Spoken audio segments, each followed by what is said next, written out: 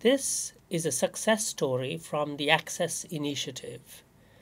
The Access Initiative is the world's largest network of civil society organizations working to ensure that people have the right and ability to influence decisions about the natural resources that sustain their communities.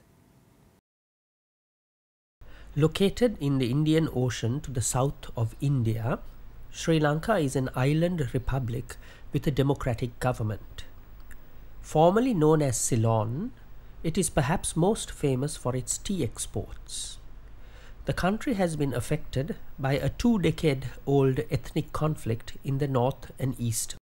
Sand mining is a serious problem in the northwestern province of the island, and most pronounced along the Deduru Oya, a river that originates in the central highlands and drains to the sea on the west. Most buildings, public and private, are built from cement, sand, and bricks. With a growing population of over 24 million, Sri Lanka has a growing urban middle class with a steady demand for building materials. The demand for sand results in the over-exploitation of river sand. Sand is mined either manually or by machines and loaded onto trucks. The trucks carry them to building sites or to the city centers where the load is sold. We visited the Deduru Oya region and talked with some of the community leaders, including farmers and fishermen, who told us about the problems caused by the sand mining.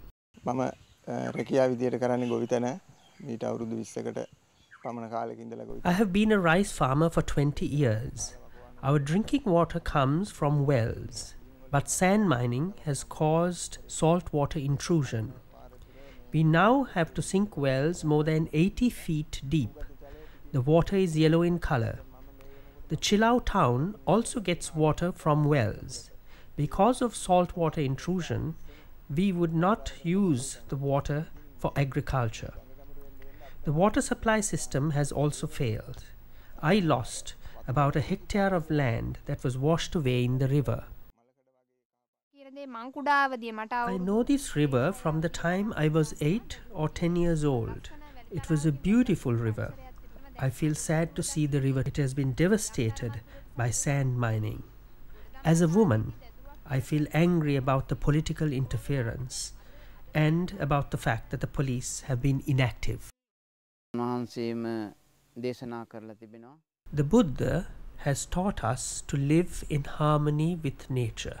We are happy the Supreme Court has provided relief to the villagers to solve the river problem. It is unlikely that the official inaction and corruption could have been tackled without the court's intervention.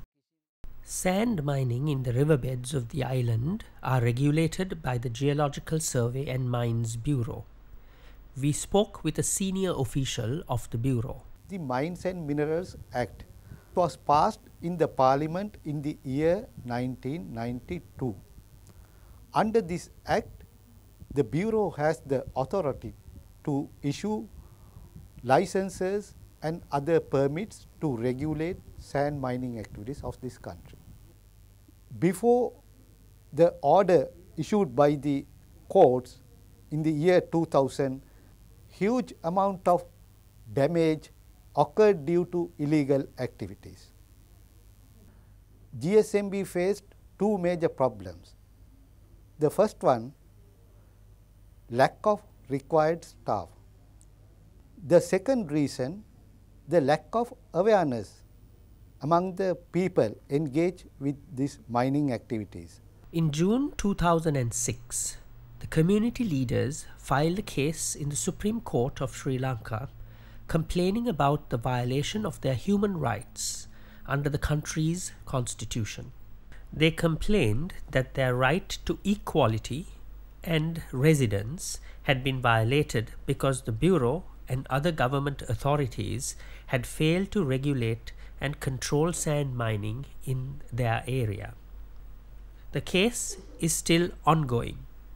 But what the Supreme Court, the community leaders and the authorities have been able to achieve is quite remarkable. To begin with, the court ordered the Geological Survey and Mines Bureau to stop issuing permits for sand mining in the affected area. They imposed an indefinite ban on sand mining in the Deduru Oya. We identified all the responsible officials. We presented our problem from the lowest to the highest police officers. We also presented our problem from the local Grama Niladhari officer to the president of the country. But none of them helped us. We were advised to take a case to the Supreme Court on the basis of our human rights, which we say were violated. Water is a basic human right. The Green Movement gave us legal aid and financial assistance to bring the case. Our goal in the case was to ensure that the destructive sand mining was stopped and the river ecosystem restored. We believe the case has achieved this goal. As a result of this case, there was a huge publicity about the legal requirements of the regulating sand mining activities. GSMB easily won a battle. We had a problem of monitoring these illegal sand mining activities. But luckily, the government has permitted the GSMB to recruit field officers. The courts totally banned the sand mining activities in Deduru Oya until further notice.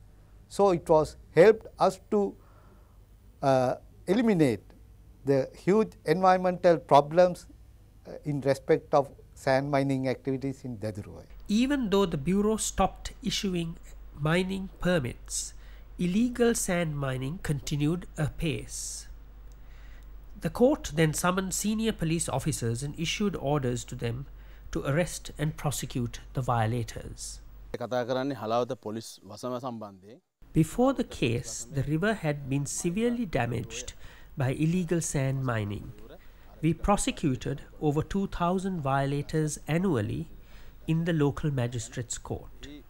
After the Supreme Court case, we detected both mechanized and manual sand mining operations in the river. We arrested the suspects and produced them before the Supreme Court. Several were jailed and others fined. The court has sent a powerful message which has helped us to enforce the law. With the reduction of mining operations, the community leaders were able to turn their attention to rehabilitating the river banks. They obtained financial assistance from the United Nations Office for Project Services. The court has now asked the leaders to extend this work to other affected areas as well.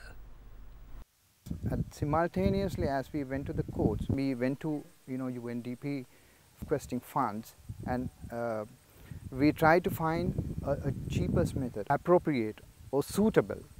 We found the geoengineering technology, which is a coir net, has been used in elsewhere in the world on a river bank especially, and we used that bioengineering technology for the first time in a river bank. We took the challenge. In addition to the net, we used the grass or whatever the plants, the species, which was suitable for this climate conditions. I was also a sand miner once, but on one occasion during a flood, I lost a lot of my land.